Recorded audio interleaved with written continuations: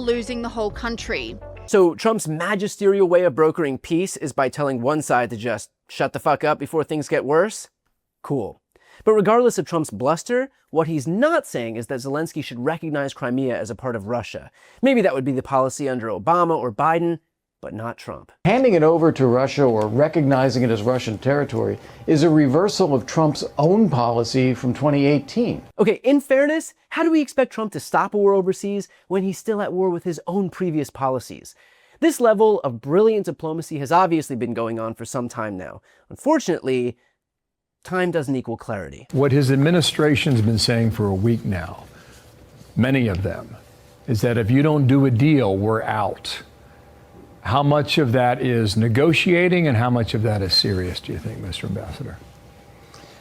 We don't know that, and we also don't know what being out means. No one does. The news is bringing on decorated diplomatic professionals and asking them to comment on Trump's inane juvenile ramblings.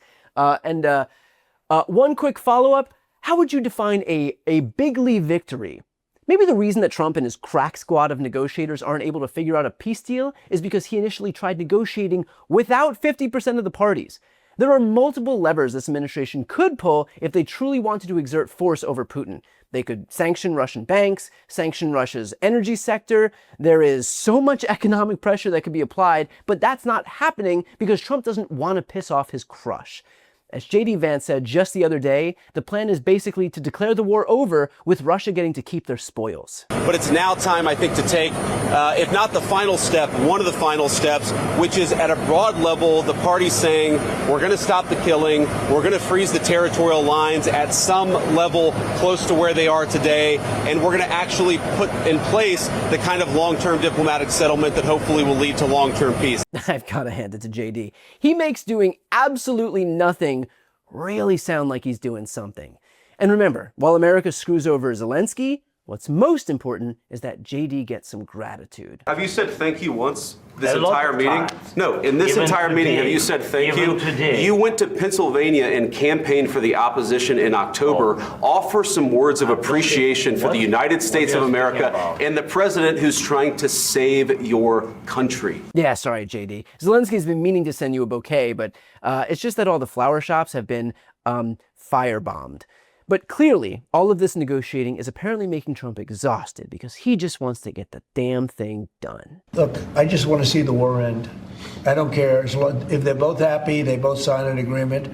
I have no favorites. I don't want to have any favorites. I want to have a deal done. Sorry, if they're both happy?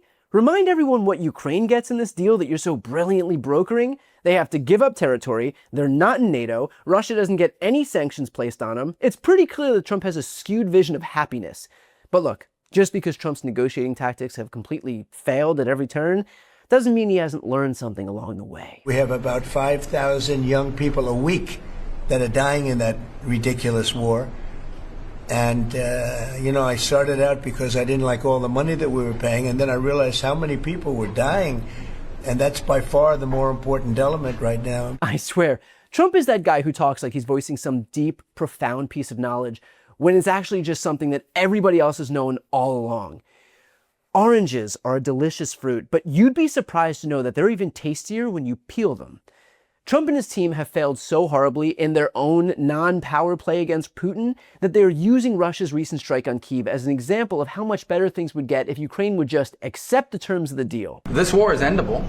Both sides just have to agree to it. We've shown them a pathway forward. We've discussed those ideas. It was a good meeting yesterday. There'll be good meetings over the weekend. We've shown them the finish line. We need both of them to say yes. But what happened last night with those missile strikes should remind everybody of why this war needs to end. It's horrible those missiles landed. What's even worse is there are today people that were alive yesterday that are not alive today because this war continues. Yeah, thanks for explaining how war works. Americans have not liked the tragedy for some time. Or did you think all those cookies and murals were just because people dug the color scheme?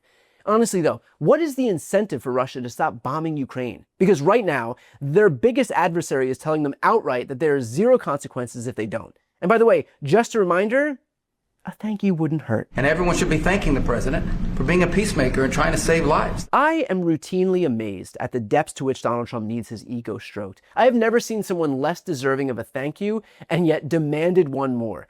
And on top of all of this, Trump has the most skewed vision as to what victory even looks like. What concessions has Russia offered up thus far to get to the point where you're closer to peace? Stopping the war, stopping taking the whole country. Pretty big concession. I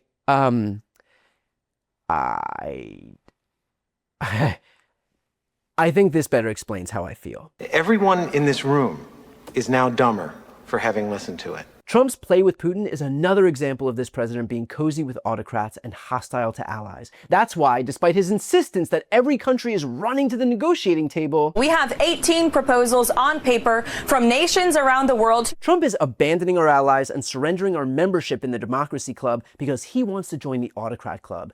But his membership keeps getting fucking revoked. He thinks Putin is going to respect him, but it's never going to happen because Putin loves a strong man. And what Trump is currently doing, walking away from a deal, isn't strong, it is weak.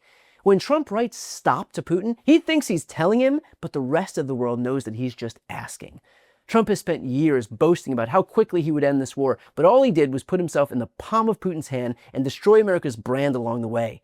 And the delusion is that he thinks he should be applauded for it.